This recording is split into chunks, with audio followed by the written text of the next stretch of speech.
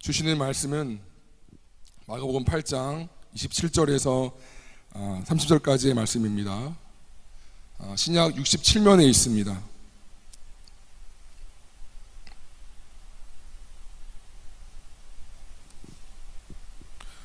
우리 세 절을 네 절이군요. 같이 합독해서 읽겠습니다. 신약 67면에 있습니다.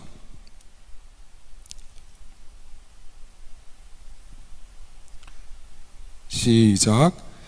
예수와 제자들이 빌립보 가이사랴 여러 마을로 나가실새 길에서 제자들에게 물어 이르시되 사람들이 나를 누구라고 하느냐.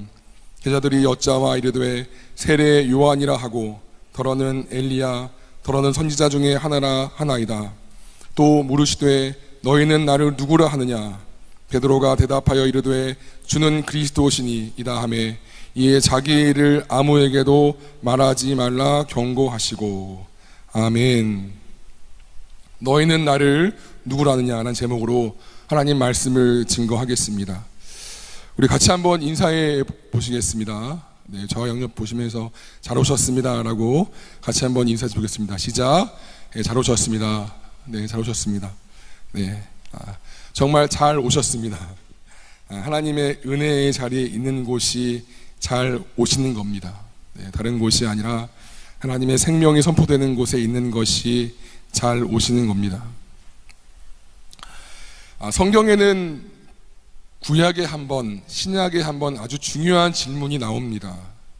구약은 창세기 3장 9절의 말씀이에요.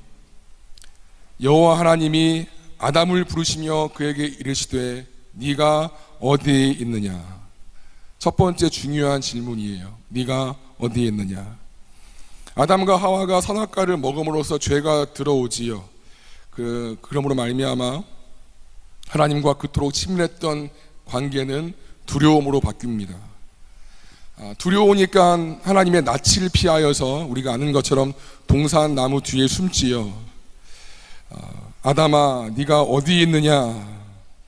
이것은 하나님께서 그가 숨으신 곳을 몰라서 물으시는 것이 아닙니다. 그치요?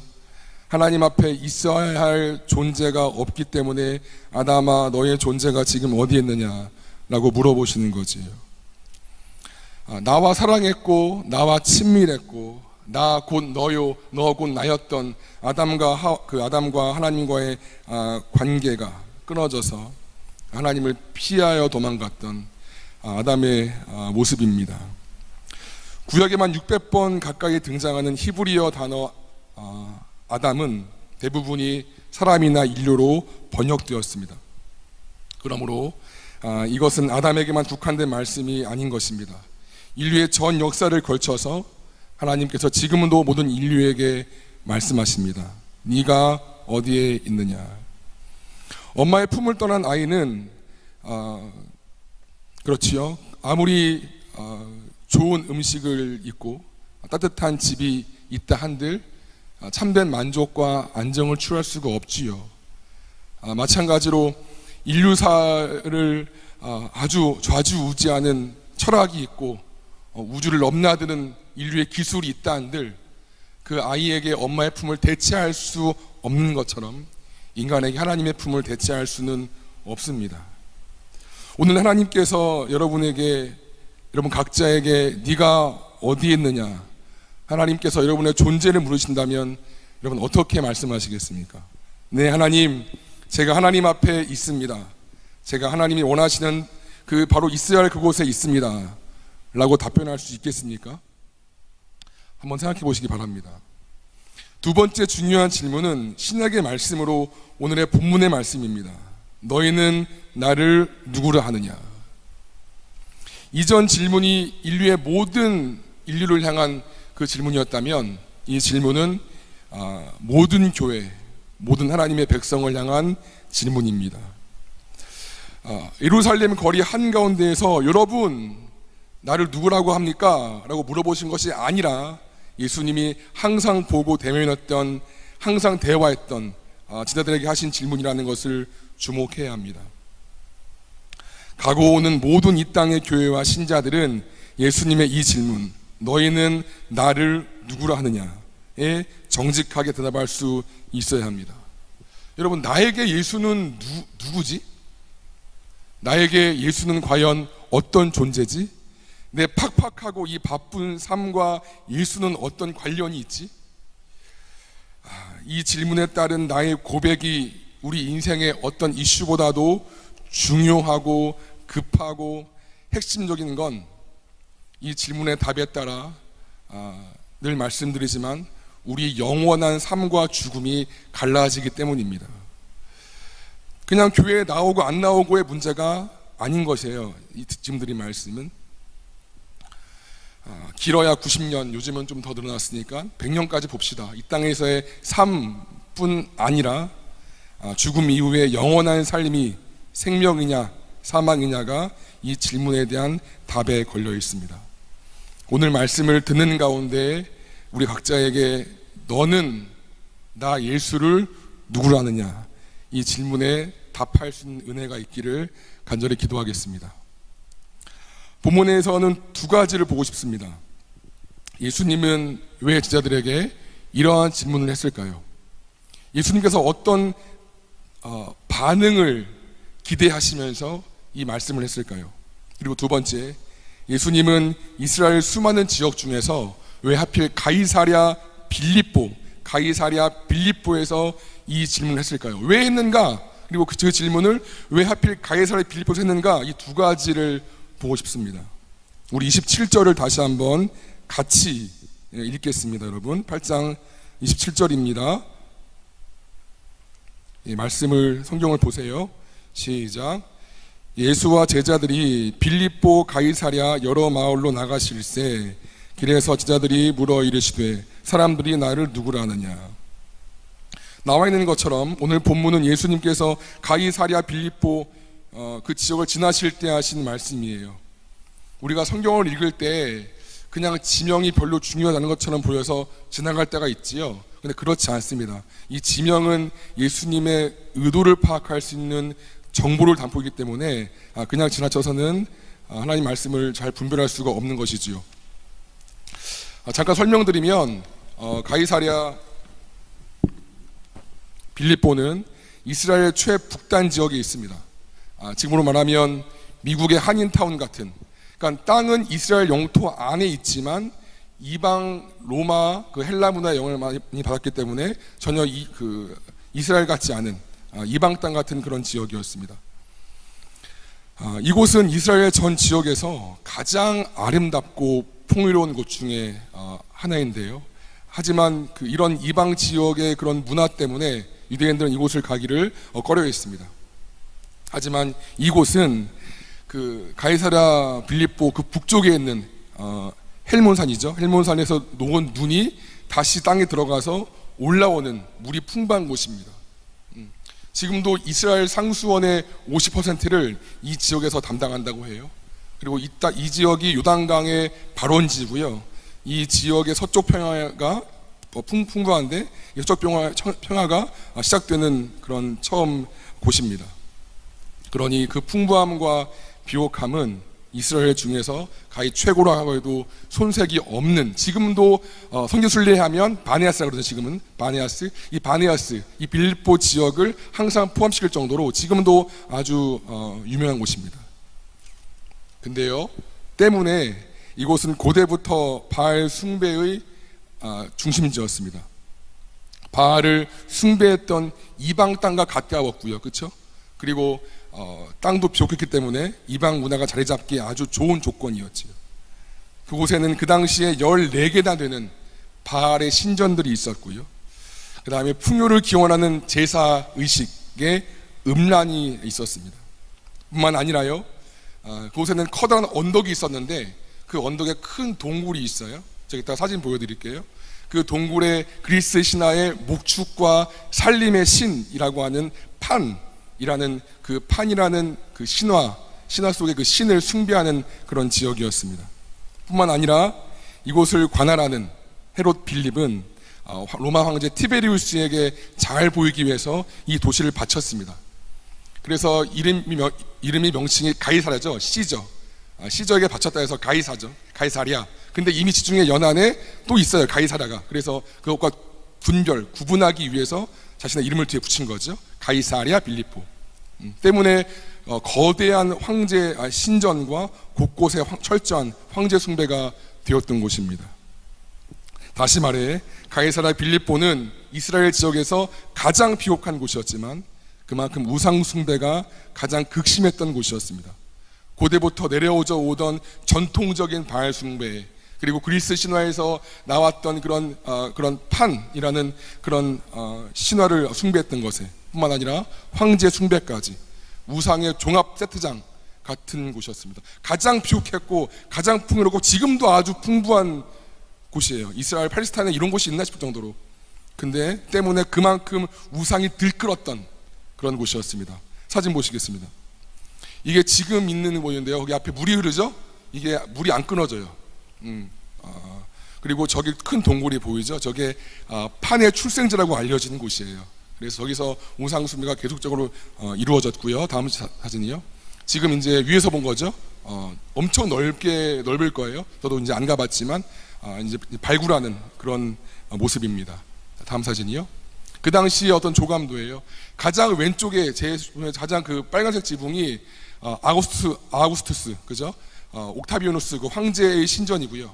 가운데가 제우스의 신전이고요. 오른쪽이 그 판 신과 그 우상 염소의 어떤 관련한 우상 숭배 공연이 되었던 그런 공연장이었습니다. 그러니까 각종 우상들이 다 모였던 모습을 우리가 볼 수 있지요. 갈릴리 시골 출신이었던 제자들은 어쩌면 그 거대하고 웅장한 신전을 우와 대단하다, 넋을 보고 바라봤을지도 모르겠어요. 그리고 아주 화려한 그런 우상 숭배를 향한 공연이나 연극을 아주 집중해서 바라봤을 수도 있습니다. 우리 주님은 일부러 그 우상 종합 전시장을 간 거죠. 그리고 그것들을 보시면서 제자들에게 지금 물어보시는 것입니다. 이토록 많은 사람들이 이토록 많은 우상들을 섬기고 있다. 그런데 너희는 나를 누구라고 하느냐? 가이사랴 빌립보는 성경에 딱 2번 나와요. 모두 마태복음과 마가복음 이 내용과 관련한 것입니다. 때문에 예수님께서 다른 목적이 아니라 오직 이 질문을, 그 모든 우상 숭배의 장소를 보여주시고 보게 하시고 이 질문을 하시기 위해 간 것입니다. 다른 것은 없어요. 다른 성경에는 안 나와요. 이 내용만 나옵니다. 여러분, 오늘 우리가 사는 세상이 그 당시 가이사랴 빌립보보다 우상이 적다고 할 수 있을까요? 우리가 구원자, 메시아, 그리스도라고 믿고 부르는 예수 그리스도에 대하여 덜 냉소적이고 덜 비판적이라고 할 수 있을까요? 세상의 화려하고 거대한 문화, 그렇죠? 그리고 성경보다 더 좋아 보이고 더 옳아 보이는 가치관 앞에서 우리는 마치 제자들이 우상신전을 바라보며 놀랐던 것처럼 그렇게 그것들을 이 땅의 그 문화들과 이 땅의 그 우상들과 내 손 안에 있는 핸드폰에 있는 그 수많은 우상 내용들을 그저 넋놓고 바라보면서 더 나아가 그것에 동조하고 있는 것은 아닐까요? 베드로는 이 같은 말씀에, 이 같은 질문에 29절입니다. 이렇게 얘기를 해요. 주는 그리스도십니다 라고 답변합니다. 그 많은 우상의 한 복판에서도 예수님만이 나의 주님이십니다 라고 말씀한 거지요. 예수님이 나의 구원자라는 고백은 그분의 말씀을 진리로 따르겠다는 그런 고백인 것이지요. 우리가 예수님의 말씀을 진리로 따를 때 육체에 고난받는 것 같은 많은 어려움을 겪을 수 있어요. 베드로전서는 이렇게 이야기를 합니다. 같이 한번 읽지요. 시작. 그리스도께서 이미 육체의 고난을 받으셨으니 너희도 같은 마음으로 갑옷을 삼으라. 이는 육체의 고난을 받은 자는 죄를 그쳤으니 그 후로는 다시 사람의 정욕을 따르지 않고 하나님의 뜻을 따라 육체의 남은 때를 살게 하려 함이라. 너희가 음란과 정욕과 술취함과 방탕과 향락과 무법한 우상 숭배를 하여 이방인의 뜻을 따라 행한 것은 지나간 때로 족하도다. 이러므로 너희가 그들과 함께 그런 극한 방탕에 다름질하지 아니하는 것을 그들이 이상히 여겨 비방하나 그들이 산자와 죽은 자를 심판하기로 예비하신 이에게 사실대로 구하리라 말씀합니다. 너무 광신도 같은 거 아닌가? 이게 진보된 생각이야. 이게 인권이야. 너 기독교 보수 꼴통이구나. 이렇게 등등 비방하고 비난하며 조롱하지요. 하지만 성경은 그들이 산자와 죽은 자를 심판하기로 예비하신 이에게 직구할 것이라고 말합니다. 여러분, 지뢰밭처럼 퍼져 있는 이 세상 속에 우리가 거하지요. 어디를 가도 친기독교, 친예수적인 문화는 별로 안 보이는 것 같아요. 가이사랴 빌립보와도 비교해도 크게 뒤떨어지지 않는 우상 문화가, 우상이 가득한 곳이 지금의 시대라고 해도 부인할 수 없지요. 근데 예수님께서 그 한복판에서 제자들에게 물으신 것처럼 오늘 여러분에게 이 자리에서 우상이 가득한, 하나님을 부인하는 것이 가득한 내 일터에서, 내 삶의 자리에서 나에게 물어보신다면 너희에게 나는 무엇이냐? 여러분, 어떻게 답변할 수 있나요? 두 번째입니다. 왜 이 말씀을 했냐는 거예요. 더 중요한 거예요. 왜 예수님께서 이 말씀을 했냐는 겁니다. 예수님께서 이 말씀을 하신 시점은 예수님께서 공생애를 마치기 1년 전쯤이에요. 이때를 기점으로 예수님은 대중사역보다 제자들에게 더 집중하십니다. 그리고 이때야 비로소 처음으로 자신의 십자가 고난과 죽음 그리고 부활을 말씀합니다. 우리 31절을 볼게요. 같이 한번 읽겠습니다. 시작. 인자가 많은 고난을 받고 장로들과 대제사장과 서기관들에게 버린 바 되어 죽임을 당하고 사흘 만에 살아나야 할 것을 비로소 그들에게 가르치시되, 예수님 그 베드로의 신앙 고백을 들으신 후에 이제 처음으로 말씀하시는 거예요. 내가 십자가로 간다. 그렇기 때문에 이 물음은 제자들에게 믿음의 중간 평가이자 예수님의 십자가 행보로서의 출발을 말씀합니다. 예수님은 제자들의 이 믿음의 신앙 고백을 확인한 후에 마치 출사표를 던지는 것처럼 본인의 진짜 사역에 대해서 말씀하시는 것이지요. 그리고 오늘 본문에 나와 있지 않지만 마태복음 병행 구조를 보면 베드로의 신앙 고백을 받으신 예수님께서 이렇게 말씀하세요. 같이 한번 봅니다. 시작. 예수께서 대답하여 이르시되 바요나 시모나 네가 복이 있도다. 이를 내게 알게 하니는 혈육이 아니요 하늘에 계신 내 아버지시다. 또 내가 내게 이르노니 너는 베드로라. 내가 이 반석 위에 내 교회를 세우리니 음부의 권세가 이기지 못하리라. 내가 천국 열쇠를 네게 주리니 네가 땅에서 무엇이든지 매면 하늘에서도 매일 것이요 네가 땅에서 무엇이든지 풀면 하늘에서 풀리라 말씀하시고, 바요나 시모나, 바는 아들이라는 뜻이에요. 그러니까 요나의 아들인 거죠. 그런데 예수님께서 이 베드로의 신앙 고백을 받으신 다음에 반석 베드로라는 그런 명칭을 부여하십니다. 이 반석 위에 베드로의 신앙 고백 위에 예수님의 교회를 세울 것이다 라는 어마어마한 비전을 지금 말씀하십니다. 여러분, 좀 전의 사진을 한번 더 볼게요. 여러분, 지금 아까 있었던 그 신전들이 반석 위에 있죠. 당시 예수님께서 제자들과 함께 이걸 다 보셨을 거예요. 그리고 이 반석이 언덕 밑에 있는 바위, 반석에 세워진 신전들을 봤겠죠. 이 모든 우상 신전들은 모두 언덕 아래에 있는 바위 위에 세워진 것입니다. 예수님은 지금 그것과 비교해서 말씀하시는 거예요. 사람들은 저 반석 위에 우상의 신전들을 세웠다. 그러나 나는 너의 그 신앙 고백 위에 나의 교회를 세울 것이다. 그리고 너는 이제 반석이다. 베드로다. 너 위에 세워진 교회는 음부의 권세가 이기지 못할 것이고 내가 너에게 총열쇠를 줄 것이다. 베드로의 이 예수님 말씀이 얼마나 큰지요. 여러분, 이게 굉장히 쓱 지나가지만 엄청 유명한 겁니다. 예수님께서 베드로의 고백을 들으시고 2000년 신약 교회사의 그 첫 장면을 말씀하시는 거예요. 여러분 본문을 보시겠어요? 8장 보시면, 우리가 8장을 처음 보시면 8장은 칠병열 사건으로 지금 시작합니다. 그리고 우리가 지난주에 살펴본 것처럼 영적으로 어린 제자들은 누룩의 의미도 파악하지 못한 채 있지요. 그런데 그 다음에 22절부터 26절까지 8장이요, 우리가 보진 않았지만 소경을 고치는 장면이 나와요. 그런데 예수님께서 복음서에서 유일하게 두 번에 걸쳐서 소경을 고치십니다. 마치 예수님께서 다 능력이 안 되어서 한 번 더 하시는 것처럼. 이건 어떤 것이냐면, 이 모습은 예수님을 보기는 보지만 아직 그 소경처럼 희미하게 보는 제자들의 모습을 보이는 것이지요. 그러시면서 소경이 결국 완전히 치유된 것처럼 제자들도 결국 주님을 온전히 보게 될 것이라는 것을 말씀하는 겁니다. 바요나 시모나, 네가 복이 있도다. 드디어 네가 이 고백을 하는구나. 이 정답을 알게 하신 이는 혈육이 아니라 하늘에 계신 내 하나님께서 하신 것이야. 여러분, 베드로가 이 고백을 하시자마자 예수님께서 베드로에게 있으셨던 그 비전을 드디어 말씀하시는 거예요. 우리 베드로전서 2장 9절을 한번 볼게요. 시작.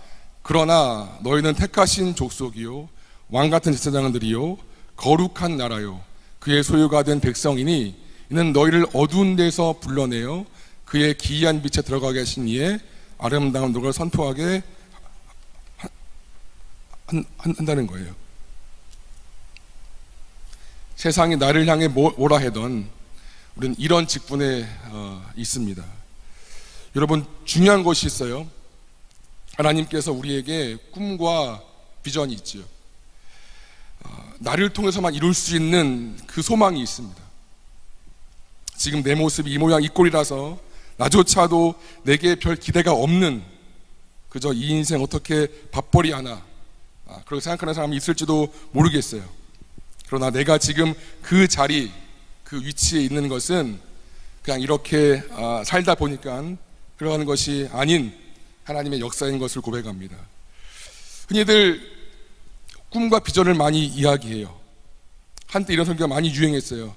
꿈을 갖고 비전을 취해라. 그래서 대학 졸업반이나 취업을 준비하는 기독 청년들이 주님, 제 비전은 무엇일까요? 많이 기도했었습니다. 물론 맞지요. 하나님께 내 비전을 구해하는 것이 맞지요. 근데 순서가 잘못되었습니다. 여러분 주목하세요. 베드로의 신앙 고백 이후에 베드로를 향한 하나님의 비전이 선포되었다는 것을 꼭 기억하시기 바랍니다. 다시요.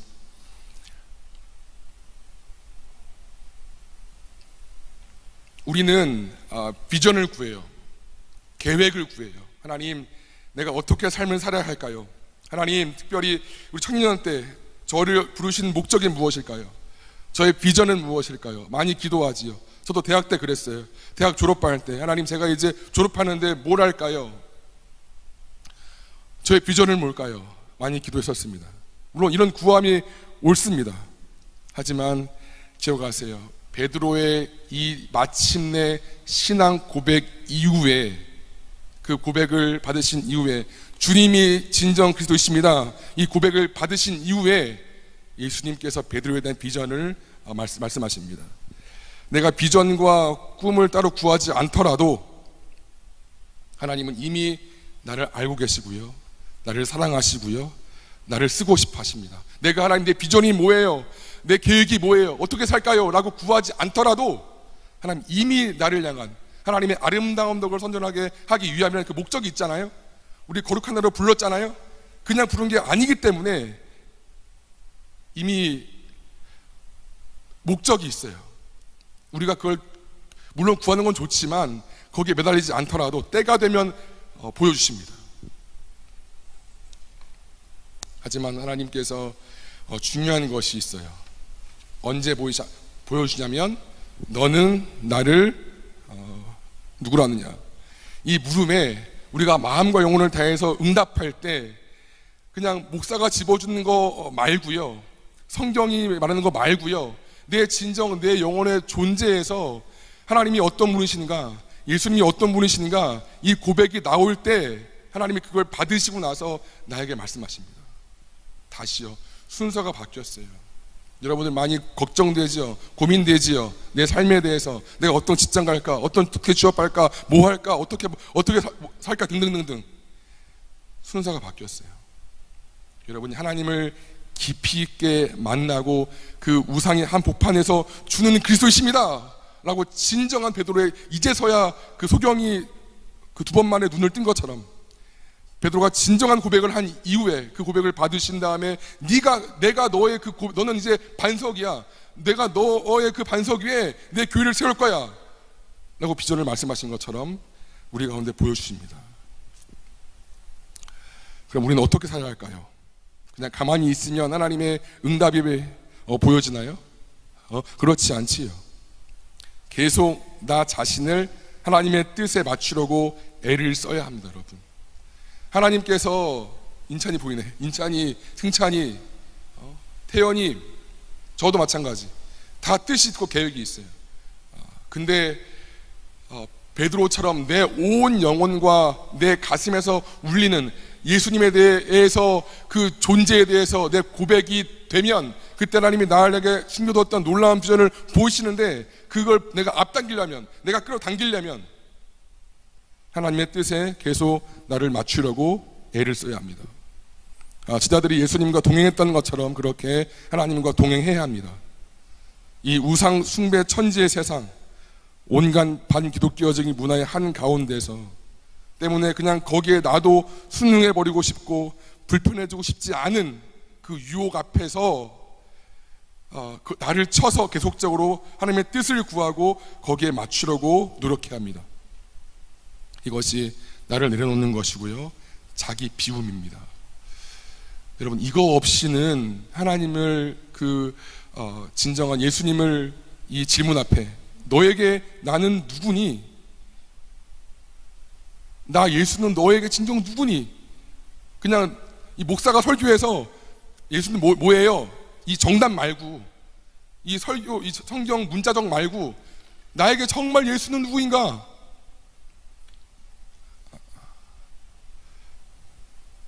이 고백이 없이는 위대한 비전도 얻을 수가 없습니다. 여러분, 단순히 주일 예배만 드리고요, 교회 왔다 갔다고 한다고 해서 때가 되면 하나님 나에게 비전을 주실 거야, 아니요, 그렇지 않아요. 내 삶에서, 내 삶의 예배로서 하나님과 호흡하면서 많은 이 우상 숭배의 천진 세상 속에서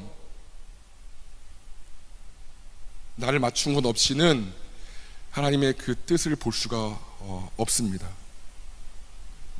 이 말씀을 정리합니다. 아담아, 네가 어디 있느냐?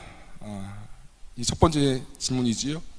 내가 만약 하나님 앞에 있다면 나는 이 첫 번째 물음을 넘어섰습니다. 그렇다면 이제 너희는 나를 누구라느냐?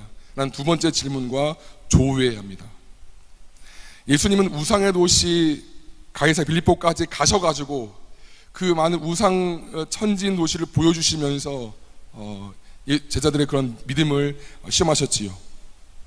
하나님은 우상으로 가득 차 있는 내 삶의 자리에서 우리의 믿음을 확인받고 싶어 하십니다. 나는 내게 무엇이니? 나 예수는 내게 어떤 존재이고 어떤 모습이니? 이 무릎에 식음을 전폐해야 할 정도로 진지한 고민과 진리에 대한 씨름이 우리 가운데 있기를 소망합니다. 여러분, 진로를 결정하고요, 취업을 되고요, 또 경제적인 안정이 되고요, 그래서 내가 독립해서 사회에 건강한 일원되는 것 너무 중요합니다. 여러분, 이 청년회 때 반드시 그걸 하시기를 바라고 축복해요. 하지만 여러분, 더 중요한 것은 이 청년회 때에 이 질문에 대해서 내가 영혼의 답을 얻는다면 여러분의 인생의 판도가 바뀝니다. 제가 장담해요. 너에게 난 누구냐? 너는 도대체 나를 누구라느냐? 여러분, 이 질문에 여러분이 진짜 여러분의 온 존재로 응답한다면 여러분 인생이 바뀝니다. 마침내 나를 향한, 태연이를 향한, 수빈이를 향한 예빈이 향한 그 원대한 비전, 여러분 작지 않습니다.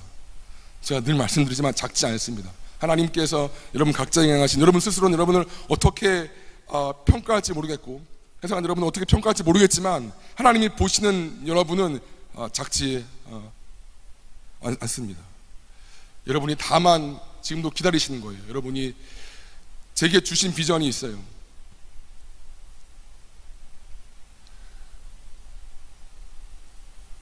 그러셨어요. 내가 너한테 하고자 하는 것들은 네가 상상도 못할 정도다. 너를 통해서 돌아오게 될 영혼들은 네가 상상도 못할 정도다. 다만 네가 나에게 나오기를 내가 지금도 바라본다. 지금 저는 늘 예배 드리는데요, 아니 더